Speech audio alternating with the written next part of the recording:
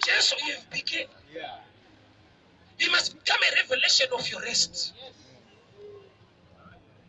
A married mother, they were so religious. Wakati kuna Jesus notenda kuti zvamunokumbira kuna baba vanokupa chokwadi hadzadzi yedu Lazaro achamuka zuva rinomuka kafa. Yesu akati wrong gospel. I am resurrection. Resurrection is not a day. I am resurrection and life. Ndini kumuka. Kumuka harisi zuva. Even today, some of us, they still believe kuti kune zuva richamuka wakafa. Hariko. Nokuti Bhaibheri rambo rinoti pachauya Jesu vapenyu vachamuona nevakafa vachabva vamuka. Kudava kuti dhei racho harikwani kusvika iye auya nokuti iye ndiye dhei racho. Iye akasauya hariko nokuti iye ndiye. Now we can hear me.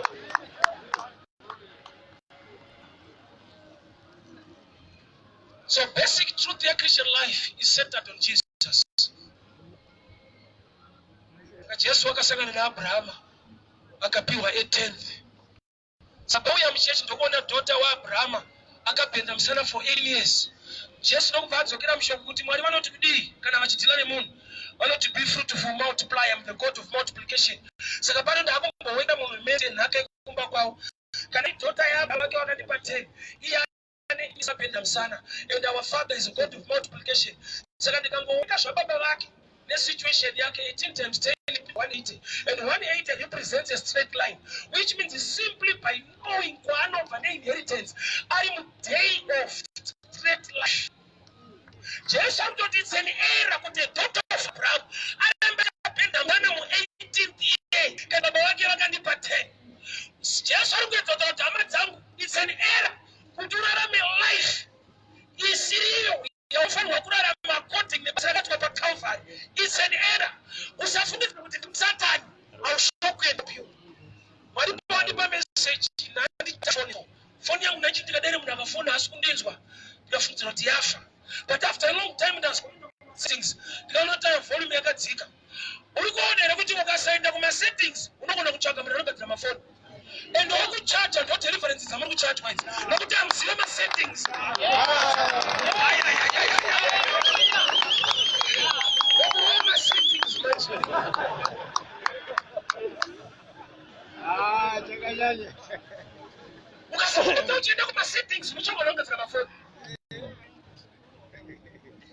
Let us see EPC Alpha. I know. Don't even buy your phone to the buy a make article. Ukasaenda kuma settings. Yes. Phone yako ingangodari iri pa silent yangu ita zvoku vibrator. Kana usati wakuziva kuti ino vibrator, unotsvaga anogadzira kuti iringo kwina kwina. Vanhu vazhinji vari kuenda paunoti vari kuenda kudeliverance. Havasi kuitwa deliverance, vari kungodzorerwa kuma settings. And the problem yemunhu anogadzira mafoni akaziva kuti ma settings. Iye achigadzira ende achida mari. Inogadzirwa isina kufa. Vanhu vari kurohwa deliverance vasiri possessed because they possessed the wrong understanding of the gospel. You are not poor, you are rich. You are not sick, you are healed. Go back to the settings. You are a child of God. Royal priesthood. Peculiar people. Chosen generation. God loves you. So wakaipa cha arbita. Arikungoenda kuma settings kuBhayibheri okunyima okusiya one t-shirt lezi place. Akarwa ma settings. Nokuti ma settings ako you must find the truth of the word. Shoka huna ule oil. Akarwa ma settings. Ansito ile yakaipa nokuti faith comes by hearing and hearing by the word of God. Haina kunzi by wearing, hearing. And without the faith you can't be stopped. Hauna Bhayibheri rinonzi rako nemakoresa uri muchechi wako. Saka ibaba uchinevera Satani dai masettings aya. Waone paunovhura ere uchinzwa kodzero dzako. Marights abelieve anu. Itwa danger yemarights. Rights don't stand for you. But kana uchizwa marights you must stand for yourself. Kodzero hadzikumiririre. Unofanira kumira kana uinadzo. I told you yesterday kuti murawa usunge vanhu. Tinosunga vanhu mupurisa. Vatinda mupurisa achitanga kusunga kuti wasungwa nemurawa. Arungotenderera wasungwa naiye. Murawa usunge. Murawa unomupa right kuti akusunge. settings. Original truth. No settings. Unakona kuitsana naro patikana usikazive no kana constitution unongozi uya ku court unoronwa nema settings apana sana ma settings what happened to die ma section chama section what is happening unoronwa ma settings apana hali apana noise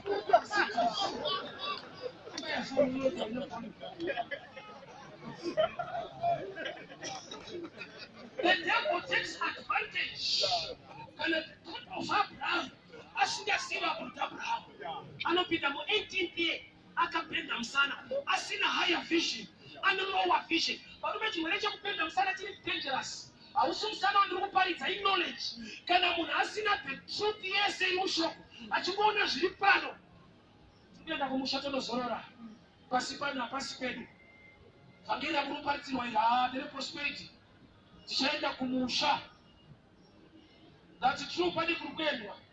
But when the vision yakareba wende kuna Deuteronomy 8:18 kumashuru uchaona pakazi and Jehovah God who give you power to make wealth, not to chase demons kuita tumtu wako siri zako nilimo Matthew 6:33 because but kutanga seek the kingdom of God and his righteousness and these things you want the things zvinhu but things are zero auswea zvinhu sisi mwana chitatuwe zvinhu nokuti kunamata kuita kunonzi kunamata kuita munamato nekunamata zvakasiyana vanhu vazhinji havanamati vanoita munamato mwari vanhu vari kutotsvaga vanhu vanomunamata kwete vanomuitira munamato roma settings irawo why kunamata kuita. I remember one day preaching in a church, I shocked people. Kana mwari achikupindura hapinduri prayer vanopindura chikuita prayer nokuti prayer yako vakaiziva kudhara but paunouya pamberi pavo uchinamata paunouya pamberi pavo iwo ndivo watomye vanhu vauya savada kuveita kuti uri sei. So Bible says the prayer of a righteous man availeth much. What is the kind of prayer, the kind of a man pray? I'll give you an example. Ukapipa msikana akakuramba uchipinda kurora akakuramba usafuti hadi zvororwa aramba iwewe kwete kurorwa ukadzoka after 2 years unosvika akarorwa isaine kuti airamba chaida kurora kwete kurorwa akaramba masettings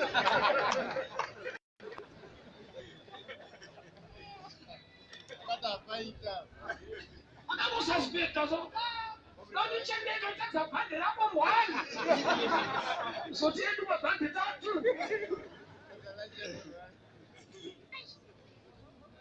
ilimo akati ticha itumpanda sweet tanga havarambi pandakazonoti vari kuramba ndichigona kutaura ndopandakadhisikamba ndisikana vachane problem mwana havanzi nechete vanotarisa chikutaura futi tsana unaurambirwa bhuti kutaura mushi saka mwari paunonamata Matthew 6:6 the God who sees will answer you not the God who hears. Se asingade kukuteerera ukaverenga pamashuri pacho kuti Jesu achiti baba venyu vanoziva zvamunoda musati mataura saka iye haachada kukunzwa nekuti anozviziva but ada kuona icho chipacho ichi. Imagine mwari wakapa million of people mudesert chingwa every morning nyama vanhu vari murenje iwe unogara padhuze nebhucha muri 3 hamusi kuwana nyama wega unoziva kuti pane masettings ari mamwe padhuze nebhucha nebhucha vari kuneti vamwe vaigara murenje patinoirova dhii anakuvapa nokuti vari muzara akavapa nokuti ari kufamba navo. Basic truth, you must walk with him. Sana kana wakabenda chimbocheka kuti uri mwana wayo nokuti pamwe pacho chanyepira kuti ndisatani pacho uri wose kuziva kodzero dzinoonekwa pabameni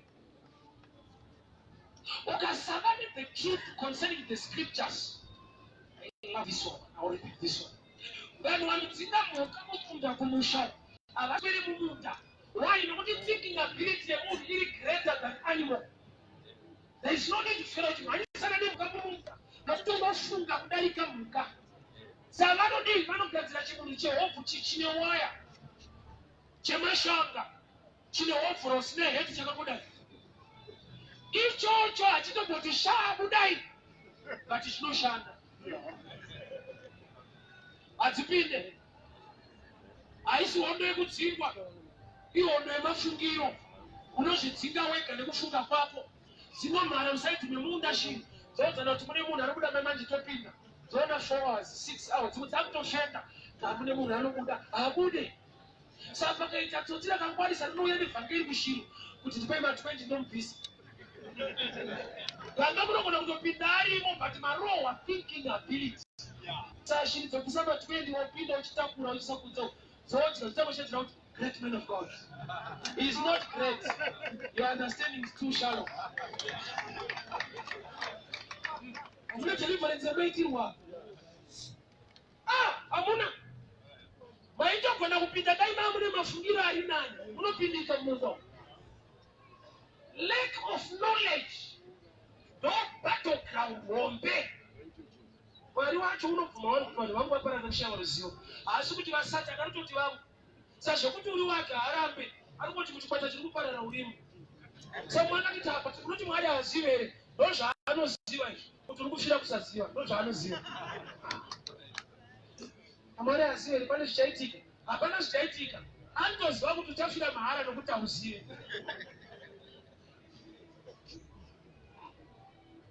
Nanhasi kumuzara bani kune zvipambaira zviriko. Zvakaiswa nguva yehondo. Honda ndakupera. Kupera. Kana chitsika chiputike. Tate zvinguva yehondo ndofunga zvake achiexpire. You need knowledge yekunoita D-mining. Mukashaiwa knowledge iyoyo munouraiwa nezvinhu zvenguva yehondo musiri muhondo. Zvimwe zvinhu zviri kukwadzwa vanhu muchechi haasi Satani. Nokuti zvakatopinzwa power paCalvary pakaitika independence. But it's the truth of the word. Nokunoita D-mining. The errors of the devil. Thank you. Munamwa Satani ane power. Ane nharo. Munhu ane nharo anosuspecta kuti munhu ane power. Anotoziva kuti ndikakudzivisa the truth. Watokuwa. Johani ane munhu waakavanzira. Vanhu vakabvunza Johani, ndiwe here anotomirira umwe? Johani akati handisiri. But vanhu havana kusvika here kuti Johani akasvika pakufa. Aine vanhu vanonzi vadzidzi vaJohani. Vaidzidzai munhu ati handisiri. Mweya. Handisiri vanhu vakati no problem. Iyo haisiri yotoipinda. Asi tinocheti nokuti vanhu pachena. Kuti ida haisiye mweya. Iye Mwari wacho chii? Mweya. Achinamatwa pai. Mweya. Yoyo unopinda haisiye chii? Saka wotokavharwa ipapo. Aiwa. Hauna kuvharwa wakavharika. Johani ane akachititerera akataura handisiri. Bhaibheri rinosvika tihanzi vadzidzi vaJohani. Paakadamburwa musoro. Vakazotakura musoro. Iwa une mishiro yake kuti sei adamburwa musoro. Ida Mwari vamunyima. Kana mashiro ari nani as the greatest among the prophets. Sokutaura kwakaita Jesu. Ida Johani adamburwa musoro. Vadzidzi vadamburwa wamuri kuteerera asi musoro nyaya zvamuri kuita hazvina musoro. Musoro Jesu is the head of the church. In the area of the God Christ here Jesus. How powerful is not musoro? That's why when I look design panoberekwa munhu anoita musoro. Yeti kana wapa musoro wakati upakuuya unoona kuti uri upside down. Mwari watokuzivisa kuti kana wauya panyika funga usangofamba. Musoro ndonocontrola ma-ideas ne-knowledge ndospend yemunhu. Kwetokwa tinozvionekwa kwafunga usati wahamba. Tinofana kutanga musoro. Munhu kakara vanogona kupa artificial head. Hapana artificial head. That's a sign yekuti kana scientist kana mental intelligence doctor is replacement chinonzi musoro. Usakubona kupiwa uchi panosa musoro atingokupisa. Iyo unoziva Jesu mwanakomana womwana kwepisa musoro. Wachibvunza kuti haana kurara. Asairara musango kana.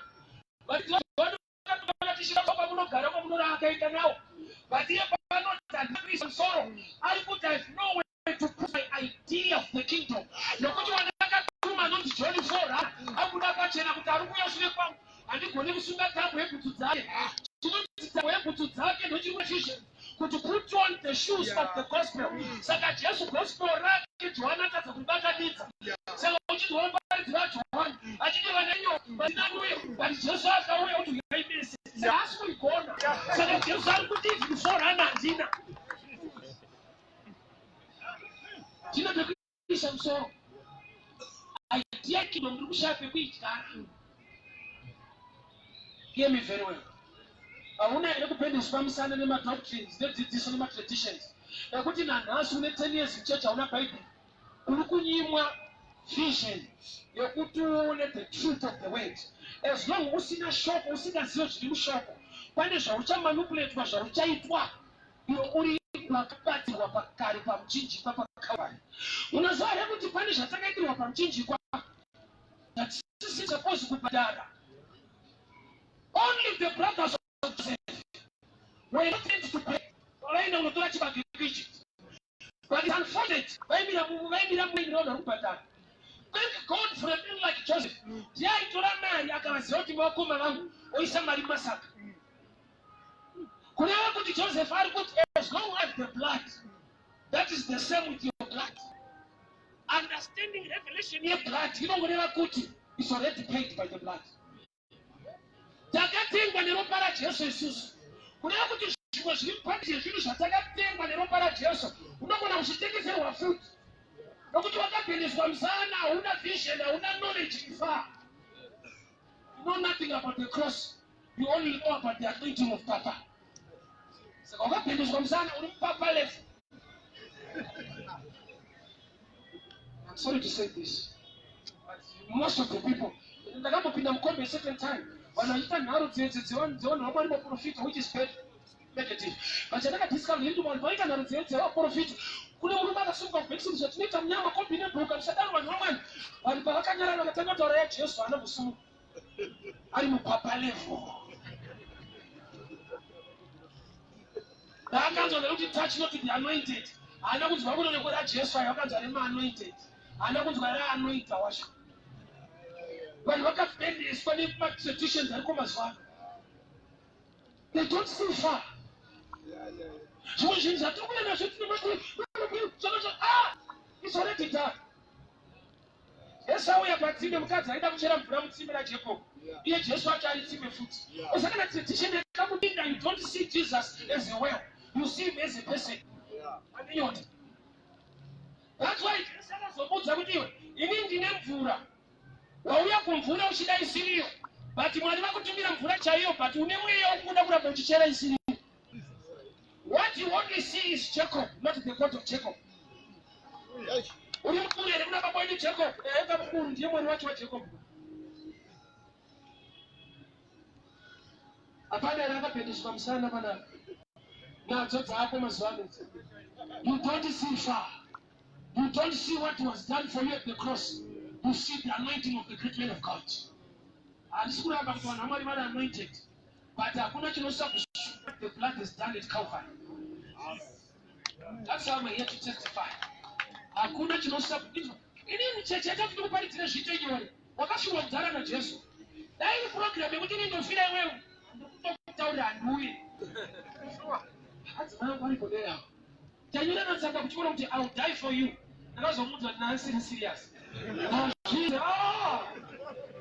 for you. Fakta tikumzia. Gasa nenda haki ayo. Utakuchofa. Bishop anofira church yake. He can be anointed to do something to bless you, but he is not at that point to die for you. You must see beyond the man of God. You must see the God of the man. Vanhu vanofa. Ana Elisha vakafa. Ana Johani vakafa. Vanhu vakasara vachirarama here aenda. Vakararama sei? Moses akafa, vanhu vakasara vachifamba. Rwendo rwauri kufamba kana uri attached to a certain man, anogona kufamba with the way musati masvika ikoko. But wanomira kuti ubatire paari is here. Misana yedu yakabhenda nematraditions nechechi. Sachona tofunza kuti asingapinde chechi yenyu haana mati. Nekuti kuna mata kwacho unokuona kuchikuitwa nechechi yenyu hazvisi muspirit, zviri muchechi. Mukadzi yanga akapenda musana. But muchechi asingarove. You can be in the church with a wrong vision. In the Bible, Peter was the strongest among the disciples, yet he was the weakest. Nekuti pakabatwa Jesu kuGetsemani vamwe Yesu akatiza, Peter anakutiza, akateera ari kusati. Only to discover kuti kuteera kwake hakusikuja ni muda unomurambira mberi ka 3. Kusaka Peter wabata kuchicha horo kunoteera kumurambira iko. Mwe Peter wabata kana parodha waikire kumira kutupikisire pano kuti aiwayo. Unoramba kuchuya. Ungonoda shoko but unoda kupikisa shoko. Saka kune anogona kuteera Jesu so. Sikana kati uyu mumwe wacho zvandiwa ndimafaniza andiko ikoko. Saka anotsvagei Peter. Wasa problem yakaita Peter ndekuti zvanzi paitonhora. Saka akanodziya moto akaveswa nema-enemies aJesu. Sometimes ukawana comfort from the enemy you forget your master. Maybe I need a day to put this one. Ukadzoya moto usiriro ukapiwa vhangeri risiriro unoramba chairo. Moto unakuveswa naJesu but Peter ndo akadziya wema-enemies. And the problem yakaita moto ndeyekuti wakamupa hit yaari kuda. But ukacreate a light rekuti aexpose zvaasiri kuda. Pana ndinzwa. Chakaita kuti aonekwa anga ari pamoto. Saka moto unoita zvinhu hit nelight. Saka chaari kuda iyi haisi light. Hit. But nokuti ndezve-enemy zvine both sides. Chaunodawo kubudirira but ukanotsvaga kuna Satani anokupa zviri 2 kubudirira nekuuraya vanhu vako. Aiwa chaunodai uri yako but Satani haidi ada kuti uite mari vana vachifa. Usadziye moto usiri waJehovha. Satani haape zvinhu mahara anopa zviri 2. Moto wekudziya nelight rekuti ubakwe.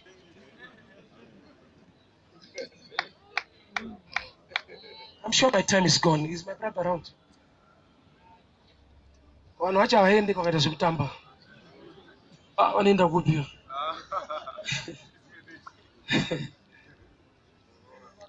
All right. So basic iri pano. Vanhu vaenda kuna Jesu vachiti Mose aitendera kuramba vakadzi. Zvikanzi hazvikudaro kubva pakutanga. Chabatanidzwa naJehovha hakuna anopatsanura. But vanhu vanga vari mufezi yekuramba vakadzi vachiti Moses wakatitendera. Kureva kuti vanhu vaiona as far as Moses, havana kuona as far as the plan of God. Ndokupenda musana kwakaita tika yavo. So zvinoitika ndezvekuti sometimes vanhu vakapendeswa nekuda kwechurch doctrine yaleader. Why leader wavo anenge akavasungirira zvekuti they don't see as far as Calvary, they see the anointing and the grace upon the leader. Don't danger kuti when I'm wrong, nokuti you don't search scriptures, you don't follow, you don't worship God, my wrong to you is still right. Why ndakakupendesa kuti there is no other preacher than me. Zaterera inini kukupendesa imisana. Ezwa ndinogona kuziva zvakawanda but zvakawanda hazvirevi kuziva zvese. Knowing more is not knowing all. Chirungu chakatonaka ipapa, more na all zvakasiyana. David ane grace dzekunyora mapisari mabhuku rakakurisa but haazive zvakaiswa naMwari muna Ruth. Saka David anyore bhuku raRuth. Ruth mapeji mashoma but zvinotodiwa kunzi rivepo pemapeji iwayo. Kabhuku kaJudhi 1 page but ndokuti Bible racho rikwane. Zviri mubhuku raJudhi mapisari mahana. Anoziva more but does not know all. Usabhedheswe musana nevashumiri. Vanoti awa ninga waShamwari, ndakati wese anoti ninga hasi waMwari. Ndiye wokubvunza kuti chindipa list yevamwari vacho. Nokuti nandidiwe kunyepa ndoda wechokwadi kasachidawo kunamata. Kana maakuziva kuti prophet ninga hasi waMwari, pastor ninga hasi waMwari, aiwa zvakanaka tavanzwa. Chindipa list yevanhu vaMwari. Ukaona atadza kuburitsa list iyoyo, ari kutamba mafungiro ake. Anoishaya list sei yevanhu vaMwari? Kana aine list yevanhu vasiriyo. Ukaona wakuziva fake money, isaini yekuti unoziva original. Usanditi aya mafake kuti original iri kupita sai isati yako. Saka anoita fake sei kusina original. Anokuti road haisvike kutown, ndiye wokubvunza kusvika ndeipi nokuti uda kuenda. Akati haisvike but futi handizive. Inde kuchiziva dzisingasvike. Ukabhendeswa musana unogona kufa nesituation yawaigona kupona. Church yaipinda mukadzi anonzi Dorcas Acts chapter 9. Mukadzi anonzi Dorcas kana Tabitha akafa. She was a good woman. Airuka achipa widows. But pane time yaakafa afa vakageza mutumbi wake vakaisa muupper room. Vada kundolika ndoba vakadzwa rinyere kupe kuti kuguta rinonzi Joppa kune murume anonzi Peter ariko an apostle of God, highly anointed. Church ndokubva yaita swallow pride. Ikati although we are a church and we are believers, but munhu wedu kana afa we need a high anointing, another person who can revive this person. Ndokubva vati vakatuma varume tu ende munoshedza Peter. Peter akauya, Dorcas akamuka. Chamutsa Dorcas, ichechi isina kupendeswa musana. Kuti yedu ndio iri correct, ndio ina Mwari. Kana zvatatadza pano mumwe haagone kuzviita nekuti Mwari wese ari pano. Munogona kuva chechi inopinda Dorcas. Musirimi chechi ine munhu waMwari angamutse Dorcas. Saka mukapenda musana kuti yedu ndio chete munofushirana. Munopedzana. Takuda chechi dzakarebawo musana dzinoona kuti pazindoga paita umwe wakazodzwa panyaya idzi woudza vana vavesangana kuti usapere nenhamo yakadai enda paUEFI yapo inda makapendesa vanhu misana munovaurei vatsotsi vese vatsotsi wabhendesa vana vatendi vako musana vabhendera pauri une dzimwe nyaya dzausingagone zvapachena kuti vachafira mahara. Ndaone mweya wa Elijah akati Mwari ndini ndega mporofita indasara. Mwari havana kuti Mwari wakati aiwatsano hamuziwe ndine 1000 kubako hamupinde same church but ndakakupinda imese. I always give people this example. Indakambogara kukwekwe saka dai kukwekwe ndakaita umwe mwana ndouya kuno kuHarare ndororatidza mai vangu tova nevana vangu 2 vasikana vakabvunzwa kuti mumba menyu muri pawakani family menyu vanoti 2. But ini ndikabvunzwa sababa ndakasiya mumwe kukwekwe kunzi mhuri yenyu yakadii mune vana vakati ndinoti 3. Zviri pachena kuti vana vangu vanoti hateti musadaro kani vaidzei chokwadi ndobva vachazivawo chokwadi kuti hamuzivani ndokuzivai apa kusazivana kwenyu kunotatidza kukuzivai.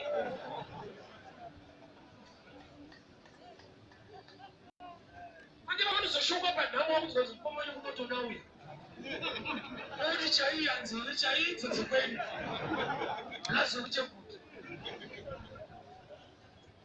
kusazivana hakutatise kuti ava vakuzivei. Ngatiregei kupendesana misana nechurch mind isina kingdom mindset. Kana Mwari achiti church haataure FM zayoja or what, anotaura a body of Christ, my believers, which means there are times that your help is outside your church but is still in the church of God. Nokuti unoti church yenyu is denomination. You know the church ya Mwari is more than a denomination, is a body of believers. So ukava mentality ya church wakapendeswa msana. Ukava mentality ya kingdom watwasanudzwa msana. Wakugona kutenda kuti nyangwe tichipinda pano tine vanhu vaMwari kuseri kune vamwe vanhu vaMwari futi. Inda une mweya wadzidzi wokudzidzisa munhu aidzinga madhimoni atamurambidze because haasi muchikwata chedu. Mwari aite zvemagroup haisi kuWhatsApp. Jesu hanzi musakudzivise atori kusaidi kwedu. Patikanzi apa list yedu kurufa hapana handiite zvegroup tinoita zvevatendi. Saka madhimoni matoona achitiza haatike group anotyika kutenda. Can we raise our hands? Father, we thank you for your word. Thank you for speaking to us. Mazvita Mwari nekutwasanudza misana injiri dzedu. Mazvita Baba nekutwasanudza mafungiro edu. Tive nekingdom mentality nemafungiro anechekuita neumambo hwaMwari. Tigone kuona basa rakabatwa pamuchinjikwa. Tigone kuona nyasha dzenyu nekubata kwenyu kunoshamisa. Mumakereke ari muZimbabwe Mwari, I pray for more grace and I pray for the truth of the gospel. For people to receive deliverance concerning their backs so that they can be strengthened by the truth of the kingdom message. In Jesus' mighty name I pray.